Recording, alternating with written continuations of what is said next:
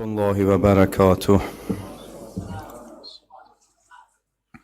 بسم الله الرحمن الرحيم. الحمد لله رب العالمين بارئ الخلائق أجمعين باعث الأنبياء والمرسلين الذي بعد فلا يرى وقرب فشهد النجوى تبارك وتعالى، ثم الصلاة والسلام على حبيب إله العالمين وشفيع ذنوب المذنبين العبد المؤيد والرسول المسدد المصطفى الأمجد أبي القاسم المصطفى محمد.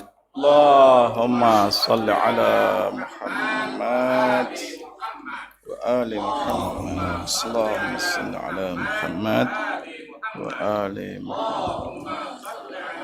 اللهم صل على وعلى أهل بيته الطيبين الطاهرين وصحبه المنتجبين ومن تبعهم بإحسان إلى يوم الدين. عباد الله، اوصیکم و نفسی به تقوی الله. از حضرت حق تبارک و تعالی مسئلت داریم که به ما توفیق عبادت و بندگی، ترک معصیت، کرامت بفرماید.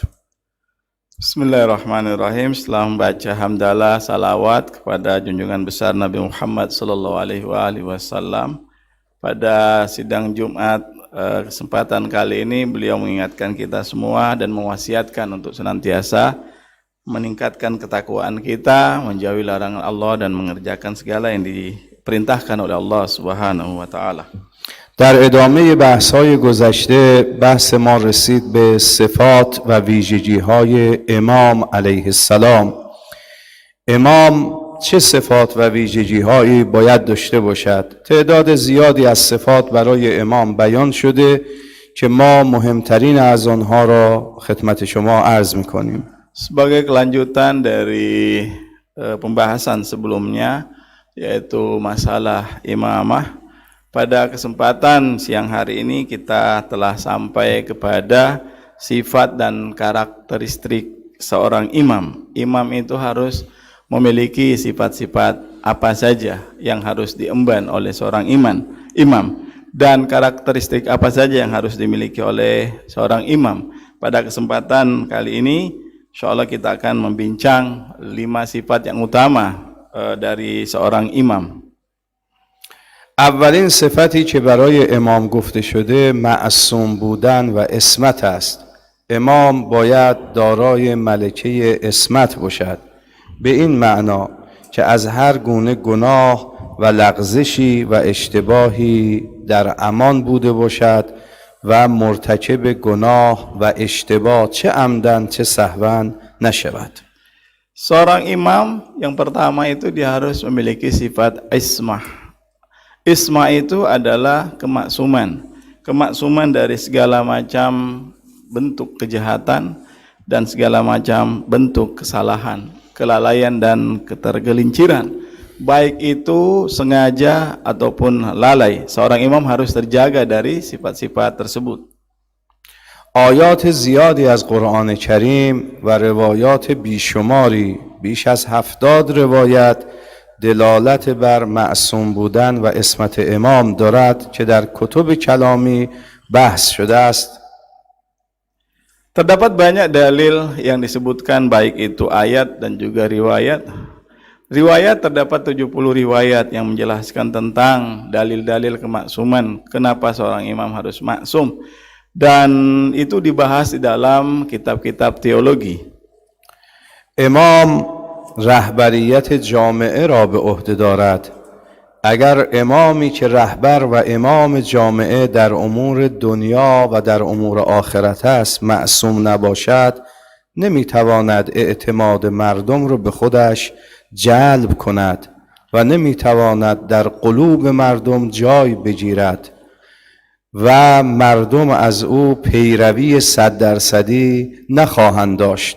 بنابراین باید امام معصوم از خطا و اشتباه و لغزش بوده باشد تا مورد اعتماد مردم باشد و مقبولیت در بین مردم داشته باشد. Seorang imam harus maksum supaya dia mendapatkan kepercayaan. Masyarakat memberikan kepercayaan kepadanya. Seorang imam yang tidak memiliki kemaksuman, dia tidak akan mendapatkan kepercayaan yang semestinya dari masyarakat. Masyarakat akan bertanya-tanya, akan mengajukan serangkaian dalil ketika dia diperintahkan dan dititahkan oleh seorang imam. Karena itu, supaya masyarakat dapat mengikuti seorang imam dengan penuh ketaatan dan tanpa tedeng aling-aling, 100% percaya bahwa apa yang diperintahkannya, apa yang dititahkannya dan dinasihatkannya itu adalah bersumber dari Allah Subhanahu wa taala. Oleh karena itu, seorang imam harus maksum dan memimpin masyarakat dengan sifat ismah tersebut. صفت اسمت همان گونه که برای امام علیه السلام هست برای نبی هم باید بوده باشه که ما در بحث نبوت بیان کردیم. Sebagaimana seorang nabi itu harus maksum yang telah dibahas pada kesempatan sebelumnya, maka pengganti nabi yaitu imam juga harus memiliki sifat ismah dan kemaksuman tersebut. دومین صفت و ویژگی برای امام علیه السلام عبارت است از علم سرشار و علم unlimited knowledge برای امام هست. امام باید در زمان خودش اعلم از همه مردم باشد و یک علم خدادادی داشته باشد.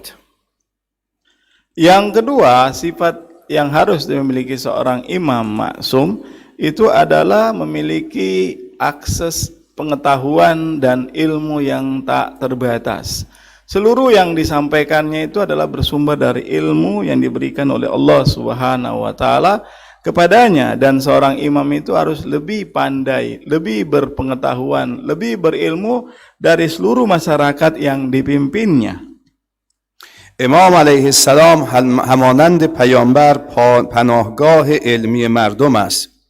او باید از تمام اصول و فروع دین، از ظاهر و باطن قرآن، از سنت پیامبر و از هر چه مربوط به اسلام است آگاه و عالم بوده باشد، چرا که او حافظ و پاسدار شریعت و هم رهبر و راهنمای مردم بعد از پیامبر است. Imam alaihimussalam atau alaihissalam itu laksana seorang nabi yang menjadi tempat berlindung keilmuan para masyarakat. Dia harus mengetahui segala yang berkaitan dengan usul-usul agama, prinsip-prinsip agama, dan cabang-cabang agama. Lahir dan batin Al-Quran dia harus ketahui secara sempurna. Dia harus mengetahui secara sempurna sunnah Nabi SAW.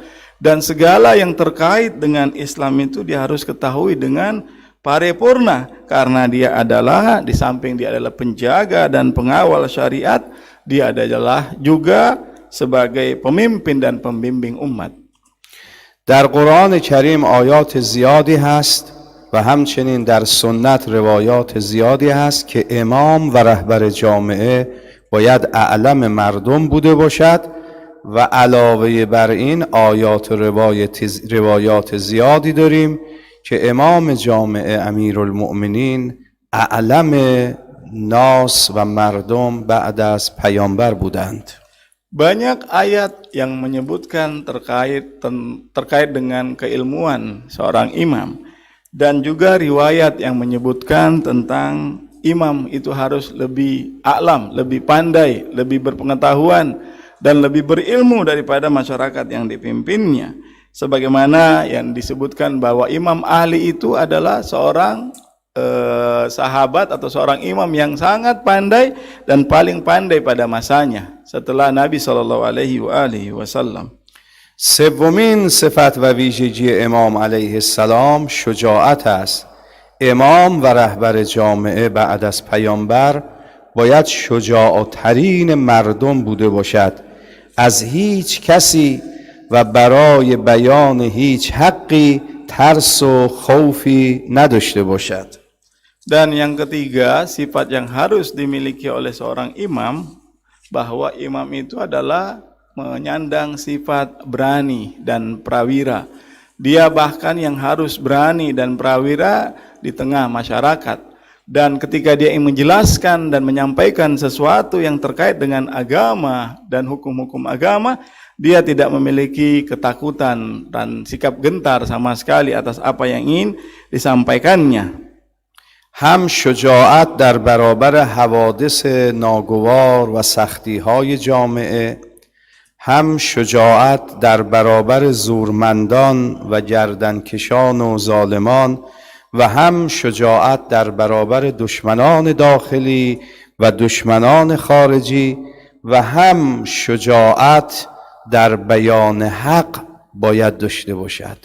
Sifat berani ini di samping dalam menyampaikan kebenaran, menyampaikan agama di hadapan orang-orang zalim, dia juga harus berani dalam berbagai peristiwa yang terjadi, baik itu secara internal menghadapi orang-orang zalim dari kalangan internal ataupun musuh-musuh yang berasal dari luar. Dan seorang imam itu harus memiliki keberanian dalam menyampaikan segala yang terkait dengan hukum-hukum agama.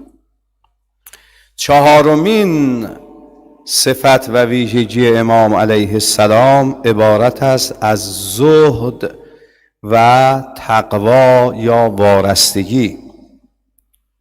Dan yang keempat, imam itu harus memiliki sifat zuhud dan ketakwaan yang puncak.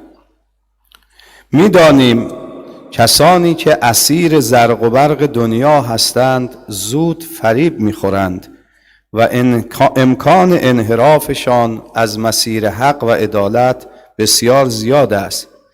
کسی که زهد در زندگی خود نداشته باشد و وابسته و دلبسته به دنیا بوده باشد، تطمیع دنیا او را فریب می‌دهد و از راه حق منحرف می‌شود. بنابراین امام در جامعه باید اسیر دنیا نباشد، اسیر مال و منال و جایگاه و پست دنیا نبوده باشد تا بتواند حق را بیان کند و از مسیر بیان حق منحرف نگردد. Kita tahu bahwa mereka yang terpesona ataupun tergoda oleh kemilau dan pernak-pernik dunia itu akan mudah dan cepat terkecoh dan tertipu oleh pesona dunia, dan kemungkinan untuk menyimpang dari jalur kebenaran dan keadilan itu sangat memungkinkan. Dan terkadang dengan perantara godaan tipuan dunia, dia akan mudah menyerah dan tergoda oleh godaan dunia. Imam tidak boleh tergantung dan bergantung kepada dunia. Dia harus memiliki sifat zuhud sehingga ketika dia ingin menyampaikan kebenaran tidak ada rasa segan ataupun rasa tidak nyaman bagi diri seorang imam karena dia memiliki sifat zuhud dan tidak tergoda oleh pesona dunia. پنجمین صفت و ویژگی امام علیه السلام عبارت است از جاذبه اخلاقی.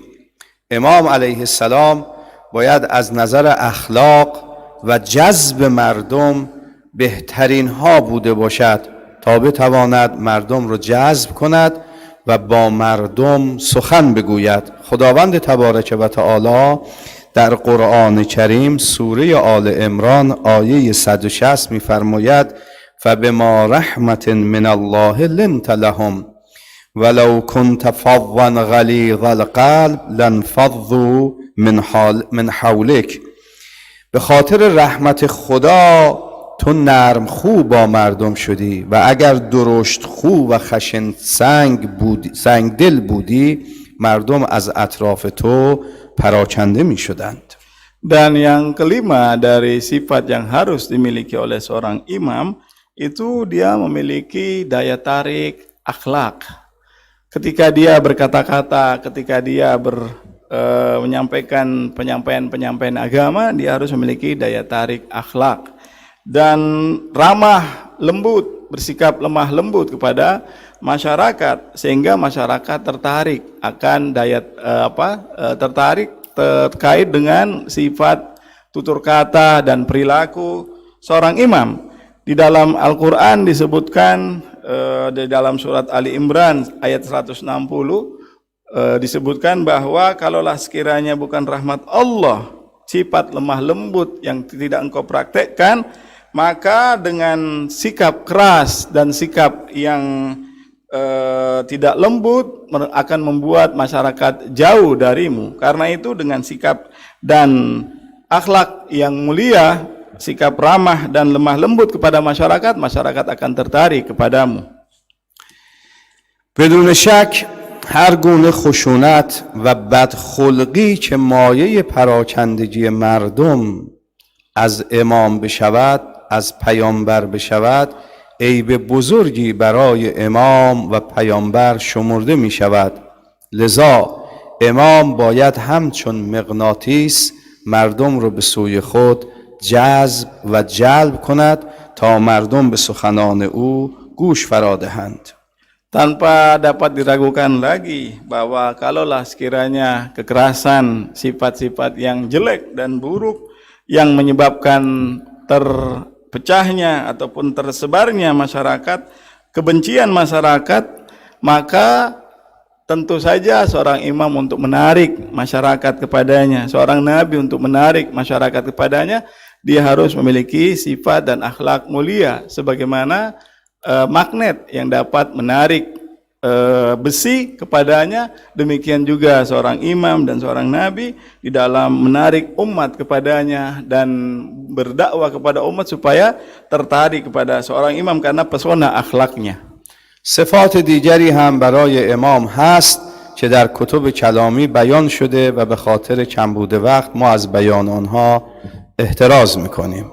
Dan banyak lagi sifat-sifat yang harus dimiliki oleh seorang imam, dan kami cukupkan sampai di sini sebanyak 5 sifat saja, dan sifat-sifat yang lain itu disebutkan di dalam kitab-kitab akidah dan kitab-kitab kalam. در پایان این بخش 2 نکته را یادآور میشوم.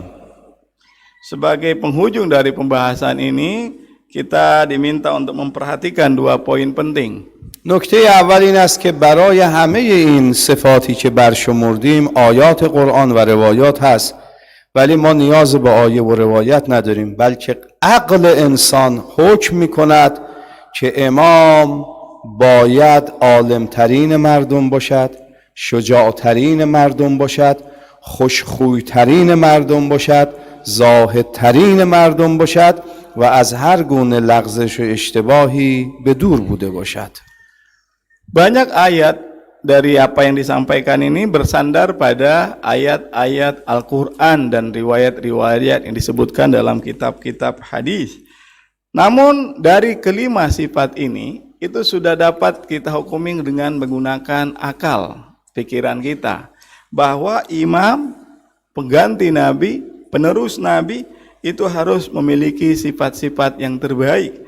Dia harus yang paling pandai, paling berpengetahuan di tengah masyarakat. Dia harus orang yang paling berani di tengah masyarakat. Dia harus orang yang paling bertakwa dan zuhud di tengah masyarakat. Dia adalah orang yang paling mempesona secara akhlaknya di tengah masyarakat. Sehingga masyarakat ketika mendengarkan perintah, seruan, dan titah dari seorang imam, maka dia akan mengikutinya. Dan yang terakhir, dia harus terjaga dari dosa dan kesalahan, sehingga masyarakat tidak lagi ragu untuk mengikuti jejak langkah seorang imam. دومین نکته این است که ما اگر بعد از پیامبر نگاهی به صحابه بکنیم، ببینیم کدام یک از آنها این 5 صفت رو در حد اعلا دارند، کدام یک از صحابه اعلم صحابه بودند، کدام یک از آنها اشجع بود، کدام یک از آنها ازهد بود و کدام یک از آنها خوشخلق ترین و مصون از خطا بود. یقینا در بین صحابه به اعتراف همه صحابه این صفاتی که گفته شد در حد اعلای آن در علی ابن ابی طالب علیه السلام بوده است. Dan poin yang kedua adalah bahwa setelah wafatnya Nabi Shallallahu Alaihi Wasallam, kita bisa melihat dan mencari di antara para sahabat Nabi, siapakah di antara mereka yang paling berpengetahuan di antara mereka? Siapa di antara sahabat Nabi yang paling berakhlak di antara mereka? Siapa yang paling berani di antara mereka? Siapa yang paling terjamin dari melakukan kesalahan dan dosa? Dan kita melihat berdasarkan pengakuan kawan dan lawan dari semua pihak, itu mengatakan bahwa Ali bin Abi Thalib berada pada puncak yang paling tinggi dari 5 sifat-sifat ini. أقول قولي هذا وأستغفر الله لي ولكم فاستغفروه إنه يغفر ذنوبكم إنه هو التواب الرحيم بسم الله الرحمن الرحيم بسم الله الرحمن الرحيم قل هو الله أحد الله الصمد لم يلد ولم يولد ولم يكن له كفوا أحد صدق الله العلي العظيم إن الله وملائكته يصلون على النبي يا أيها الذين آمنوا صلوا عليه وسلموا تسليما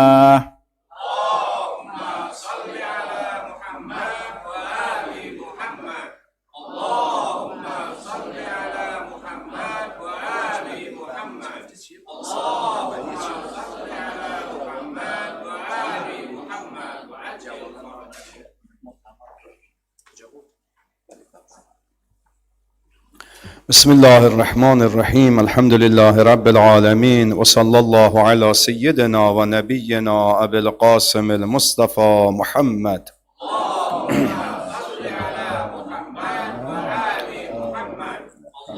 اللهم صل على محمد ومحمد اللهم صل على محمد ومحمد وعلى أهل بيته الطيبين الطاهرين سيما ابن عمه وكاشف سره ومبلغ رسالاته علي أمير المؤمنين وعلى ابنته فاطمة الزهراء سيدة نساء العالمين وعلى ولديه الحسن والحسين سيدي شباب أهل الجنة وعلى علي بن الحسين ومحمد بن علي وجعفر بن محمد وموسى بن جعفر وعلي بن موسى ومحمد بن علي وعلي بن محمد والحسن بن علي والخلف القائم المهدي حججك على عبادك وأمنائك في بلادك اللهم صل وسلم وزد وبارك على محمد وآل محمد كما صليت وباركت وترحمت على إبراهيم وآل إبراهيم إنك حميد مجيد عباد الله أوصيكم ونفسي بتقوى الله. چند نکته هست که در خطبه دوم باید خدمت شما نمازگزاران محترم، برادران و خواهران محترم و عزیز بیان کنم. Setelah beliau menyampaikan hamdalah dan salawat kepada junjungan besar Nabi Muhammad SAW dan keluarganya yang suci, beliau kembali mengingatkan kita semua hadirin dan hadirat sidang Jumat yang berbahagia untuk senantiasa meningkatkan ketakwaan kita kepada Allah Subhanahu wa taala, mengerjakan apa yang menjadi kewajiban kita dan menjauhi segala yang dilarang oleh Allah Subhanahu wa taala. Pada kesempatan khutbah kedua Jumat hari ini, saya ingin menyampaikan beberapa poin penting. نکته اول این است که ماه رجب تمام شد. فایل او بسته شد. هر کسی کار خیری انجام داد. دیگه ماه رجب گذشته بر نمی گردد و الان ماه مبارک شعبان آغاز شد. سعی کنیم از این ایام و لحظاتی که در این ماه مبارک شعبان هست استفاده کنیم. در دعایی که در این ماه مبارک شعبان هست تأکید شده اولا بر ذکر صلوات بر پیامبر و همچنین بعضی از اوصاف این ماه بیان شده و کان رسول الله صلی الله علیه و آله و سلم یدعب فی صیامه و قیامه. پیامبر تلاش می‌کردند برای زنده نگه داشتن شبها، شب بیداری و همچنین روزه در این ماه. Yang pertama poin yang disampaikan oleh beliau bahwa bulan mulia Rajab itu telah berlalu dari hadapan kita. Filenya telah ditutup dan bulan Rajab tidak akan kembali lagi karena dia telah lewat. Dan segala sesiapapun yang telah mengerjakan kebaikan, kemuliaan di bulan ini, dia telah mendapatkan kemuliaan dan ganjaran dari Allah Subhanahu wa taala. Dan kita telah memasuki bulan Sya'ban, dan di bulan Sya'ban ini itu banyak sekali yang disebutkan di dalam memberikan deskripsi terkait dengan bulan Sya'ban. Itu adalah perbanyak salawat kepada Muhammad wa ali Muhammad. Ini yang perlu dilakukan di bulan Sya'ban. Dan yang kedua, di dalam deskripsi bulan Sya'ban, dalam riwayat disebutkan bahwa Rasulullah Shallallahu Alaihi Wasallam itu berusaha untuk menghidupkan malam-malam di bulan Sya'ban dan siang harinya berpuasa di bulan Sya'ban yang mulia ini.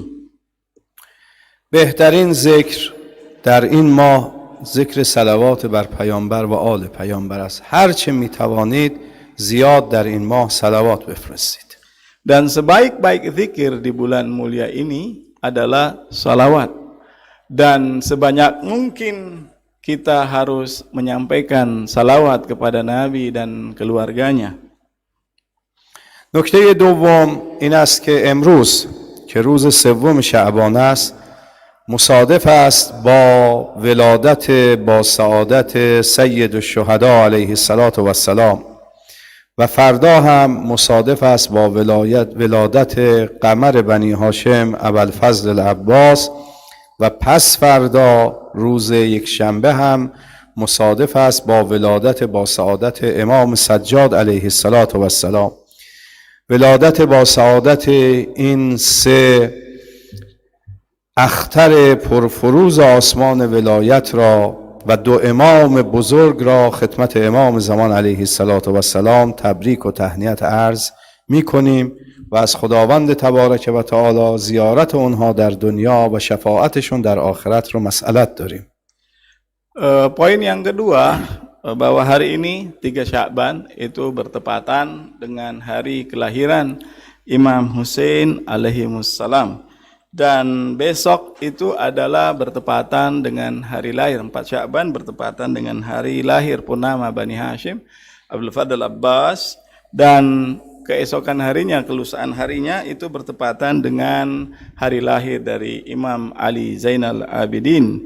Dan hari lahir mereka ini kita ucapkan selamat tahniyah dan tabrik kepada sahibul asri waz zaman, al-imamuz zaman, atas hari milad daripada ketiga tokoh besar di dalam sejarah umat Islam, 2 imam dari imam Ahlul Bait. Kita ucapkan selamat kepada sahibul asri waz zaman, dan kita berdoa kepada Allah Subhanahu wa taala semoga menganugerahkan kepada kita taufik ziarah kepada mereka di dunia dan juga syafaatnya kelak di akhirat insyaallah. و نکته سوم این که همان گونه که در اخبار شنیدید، دیروز روز جوانان برای انجمن محمدیه بود. اولا و سمینار بزرگی در شهر پالمبانگ برگزار کردند. اولا من این روز رو هم به انجمن محمدیه و هم به جوانان عزیز تبریک و تهنیت عرض می‌کنیم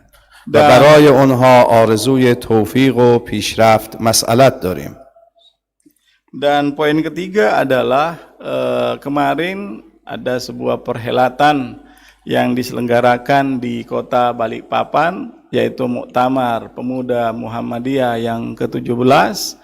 Kami mengucapkan selamat atas terselenggaranya Muktamar Muhammadiyah, Pemuda Muhammadiyah yang ke-17, dan berharap kesuksesan bagi pengurus yang terpilih di masa berikutnya, dan kita mendoakan semoga pemuda Muhammadiyah senantiasa sukses, jaya, dan dapat menunaikan amanah yang dititipkan oleh peserta muktamar untuk kepengurusan pemuda Muhammadiyah berikutnya.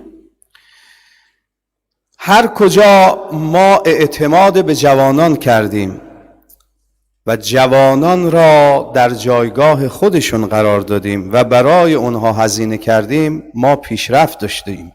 اون کشوری پیشرفت میکند، اون جامعه‌ای توسعه پیدا میکند که توجه بیشتری به جوانان داشته باشد. جوانان رهبران همین فعلی و آینده جامعه هستند. جوان سرشار از انرژی است، سرشار از انگیزه و پر از فکر و ایده هست. لذا باید کارها به دست جوانها سپرده شود. در عین حال باید از تجربه بزرگترها استفاده و بهره‌مند بشوند. Kita lihat dan kita sudah alami, kapanpun kita mengandalkan, menyerahkan urusan penting kepada kaum muda, maka kaum muda itu akan memberikan kepada kita sebuah prestasi dan pencapaian yang luar biasa yang dicapai oleh anak-anak muda. Dan ketika kita serahkan urusan masyarakat kepada anak-anak muda, maka kita akan lihat masyarakat akan maju, masyarakat akan berhasil mengalami perluasan dan pengembangan, masyarakat akan mengalami kemajuan. Dan kita harus tahu bahwa anak-anak muda kita ini adalah pemimpin hari ini dan pemimpin masa depan. Kita tahu bahwa anak-anak muda kita ini penuh dengan motivasi, penuh dengan pemikiran, penuh dengan energi, penuh dengan vitalitas, penuh dengan gagasan dan ide. Oleh karena itu kita harus mempercayakan urusan-urusan sosial kemasyarakatan kepada anak muda, dan jangan lupa juga untuk tetap menjadikan orang tua kita sebagai yang terdepan untuk kita serap dan pelajari pengalaman-pengalamannya. کسانی که دور پیامبر جمع شدند و اسلام آوردند جوانها بودند.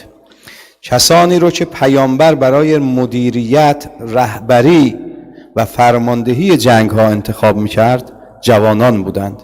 معلوم میشه که جوانی به سن نیست، البته به روحه. روح جوانی نقش بسیار بزرگی در رشد و پیشرفت جامعه دارد. Kita lihat bahwa tersebarnya Islam ke berbagai penjuru negara itu karena berkat peran anak-anak muda. Kita lihat Islam bisa maju, Islam bisa modern, Islam bisa meraih kesuksesan itu adalah berkat peran anak muda. Dan orang-orang yang ada di sekeliling Nabi SAW itu rata-rata adalah dari kalangan anak muda. Kita tahu bahwa anak muda itu bukan pada usianya, tapi pada semangatnya, pada spirit yang mereka miliki, spirit yang ingin bergerak, spirit yang ingin bertarung dan ingin mencoba sesuatu yang baru. Oleh karena itu kita perlu mengandalkan menyerahkan urusan-urusan itu kepada anak-anak muda. اللهم اغفر للمؤمنين والمؤمنات والمسلمين والمسلمات الأحياء منهم والأموات تابع بيننا وبينهم بالخيرات إنك مجيب الدعوات إنك غافر الخطيئات إنك على كل شيء قدير وبالإجابة جدير. اللهم لا تسلط علينا من لا يرحمنا ووفقنا لما تحب وترضى. اللهم صل على محمد وآل محمد كما صليت على إبراهيم وآل إبراهيم إنك حميد مجيد. اللهم أحينا حياة محمد وآل محمد وأمتنا ممات محمد وآل محمد واحشرنا مع محمد وآل محمد. اللهم زد في قلوبنا محبتك ومحبة من يحبك ومحبة عمل يوصلنا إلى قربك. اللهم أنزل علينا بركاتك من السماء واخرج لنا ثمارك من الأرض. اللهم أنزل علينا الأمن والأمان واحفظ بلادنا الإسلامية بجاه محمد وآله الطاهرين. بسم الله الرحمن الرحيم. إذا جاء نصر الله والفتح ورأيت الناس يدخلون في دين الله أفواجا فسبح بحمد ربك واستغفره إنه كان توابا. صدق الله العلي العظيم وصدق رسوله النبي الأمين الكريم ونحن على ذلك من الشاهدين والشاكرين والحمد لله رب العالمين.